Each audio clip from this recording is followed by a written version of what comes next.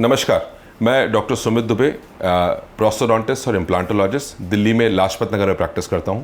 मैं आज दो ट्रीटमेंट ऑप्शंस के बारे में बात करने जा रहा हूं। अगर मान लीजिए अगर आपका दांत मिसिंग है, अगर आपका दांत नहीं है, तो क्या ऑप्शंस हो सकते हैं आपके पास?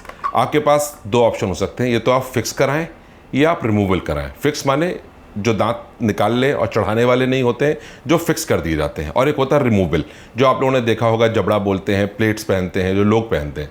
तो अगर आपका ये दांत मिसिंग है, मिसिंग होने के दो ऑप्शंस हैं कि कैसे इसको ठीक किया जा सकता है।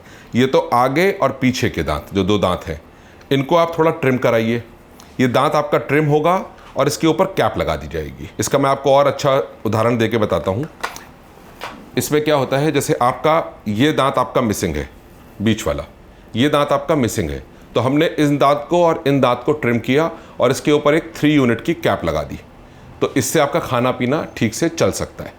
लेकिन अगर आप चाहते हैं कि मेरे अच्छे दांत, बढ़िया दांत जिसमें कैविटी भी नहीं है, कोई प्रॉब्लम भी नहीं है, उसको ट्रिम ना किया जाए, उसके कोई फिक्स का ऑप्शन दिया जाए, तो उसका फिक्स का ऑप्शन होता है dental implant. Dental implant single tooth options होते हैं। जैसे ये आपका फ्रंट टीथ मिसिंग है, ये वाला फ्रंट टीथ मिसिंग है, तो यहाँ पर एक स्क्रू होता है टाइटेनियम का, वो लगाया जाता है। ये बहुत ही अच्छी सर्जरी होती है और लॉन्ग लास्टिंग होता है। आपके दो असली नेचुरल दांत जिसमें कोई कैविटी नहीं है, कोई प्रॉब्लम नहीं है, उसको आप सेव कर सकते हैं। तो मैं ये कहना चाह रहा हूँ कि इसके बारे में आपको मैं थोड़ा कुछ विस्तार से बताना चाहता हूँ। जो रूट कैनाल का जो ऑप्शन होता है, रूट कैनाल का ऑप्शन क्यों आता है? क्योंकि जैसे आपका दांत है, ये दांत पूरा हेल्दी दांत है, इसमें कुछ नहीं है, लेकिन अगर आपके दांत में कीड़ा लग गया है, कीड़ा लग गया है, तो उसमें नसों का इलाज करेगा डॉक्टर। दांत में से पूरी जितनी भी नसें हैं उसको निकालेगा।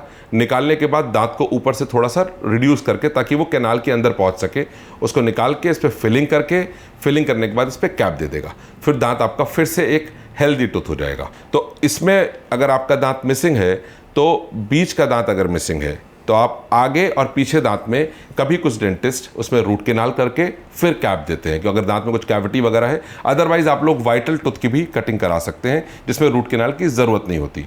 लेकिन कुछ समय के बाद कभी कभी कहा गया है कि, और पेशेंट्स ने भी बोला है कि मुझे सेंसिटिविटी हो जाती है दांत जब से कैप लगवाई है, तो doctors usually intentional root canal करके फिर कैप्स लगाते हैं।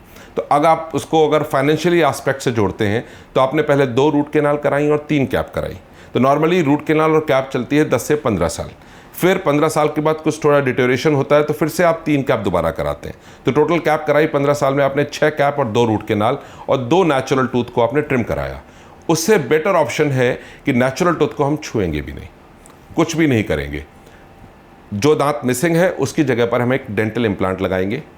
और डेंटल इम्प्लांट एक भी लगता है, अगर मल्टीपल मिसिंग है तो मल्टीपल इम्प्लांट्स लग के उसके ऊपर फिक्स डेंचर बन जाता है, फिक्स क्राउन्स बन जाते हैं, फिक्स ब्रिजेस बन जाते हैं। तो ऑप्शंस बहुत अच्छे हैं आपके पास। लेकिन क्या आप सूटेबल कैंडिडेट हो इम्प्लांट कराने के लिए? आपकी मेडिकल हिस्ट्री ठीक है, आपकी हड्डी की मात्रा जो हमें चाहिए इम्प्लांट डालने के लिए, इम्प्लांट प्लेसमेंट करने के लिए, वहाँ पर संपूर्ण है कि नहीं है? अगर सब कुछ ठीक है तो आप इम्प्लांट के सूटेबल कैंडिडेट हैं। क्योंकि बहुत बार ऐसा होता है कि पेशेंट्स को इम्प्लांट कराने होते हैं, उनकी बोन नहीं होती, बोन डिजॉल्व हो चुकी होती है 2 मिलीमीटर 3 मिलीमीटर।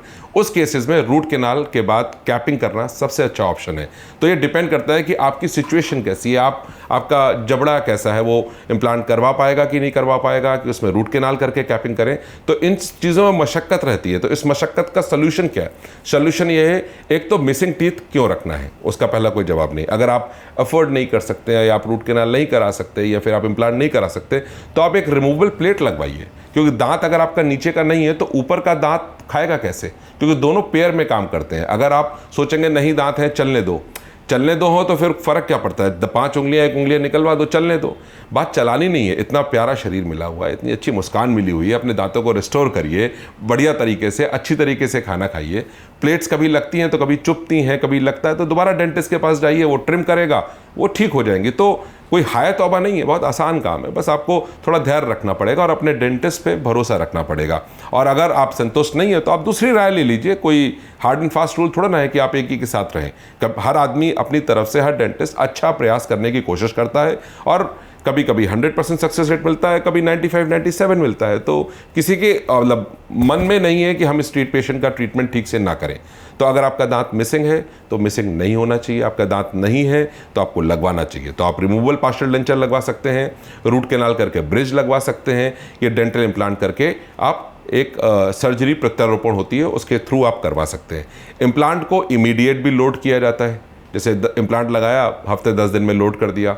हड्डी अगर अच्छी है, अगर हड्डी थोड़ी कॉम्प्रोमाइज़ है तो उसको 3 महीने के या 4 महीने के बाद लोड करते हैं। कभी कभी हड्डी कम होती है लेकिन पेशेंट को इम्प्लांट हो सकता है, उस केसेस में हम लोग बोन ग्राफ्टिंग करते हैं। उसके बोन ग्राफ्टिंग जब हम करते हैं तो उसको हम 5 से 6 महीने रुकते हैं, उसके बाद उस पर कैपिंग कर देते हैं। So all procedures are good, सब कुछ अच्छा है।